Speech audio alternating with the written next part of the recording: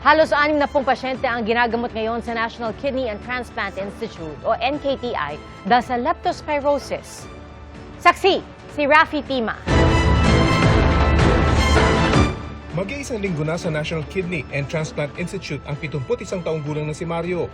Sising-sisi raw siya na binaliwala niya ang panganib na dulot ng leptospirosis. Parang hindi ako naniniwala sa sinasabi na leptospirosis eh.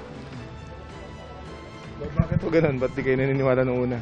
Kasi wala naman ako makitang basihan para paniwalaan. Tapos later on, nalaman ko, baka dahil may mga opening ako sa paa, may mga ano kasi ko grown eh. Baka ako doon dumaan.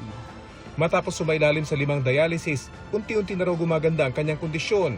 Kaya paalala niya ngayong tag-ulan. Huwag baliwalain. Huwag umasa doon sa tsamba. Huwag umasa doon sa sariling paniniwala na malakas tayo, kaya natin. Batid naman daw ng motor taxi rider na si Enrique ang panganib ng sakit. Pero wala siyang choice kundi lumusong sa baha para pumikap ng pasahero kahit alam niyang may mga sugat siya sa paa. Wala naman daw siyang bota bilang proteksyon. Medyo may kaba rin. Sa hirap ng buhay po ngayon eh. Kailangan magtiyaga para bumiyahe. Para sa pamilya. Dasal-dasal na lang.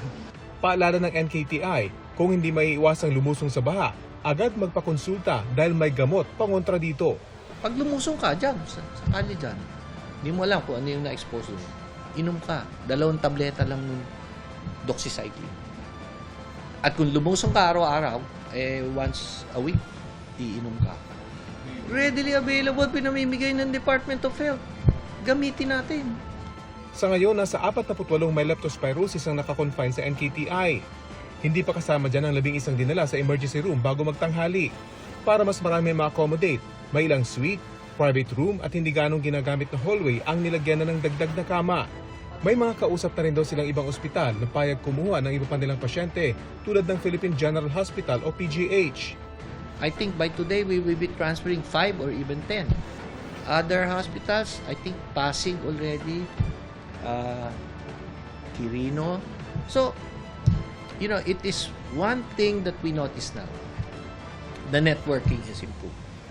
Papaigtingin din daw nila ang kanilang peritoneal dialysis program o PD, isang paraan ng dialysis na pwedeng gawin sa bahay ng pasyente. Dahil inaasahan pa nila ang dagsa ng pasyente, paalala ng NKTI sa mga magtutungo sa kanila. Do expect that there will be delays in admission, that there will be those that may not be treated right away because we prioritize based on severity yung kondisyon ng pasyente. Hindi siya first come, first serve. Ako si Rafi Tima, ang inyo. Saksi!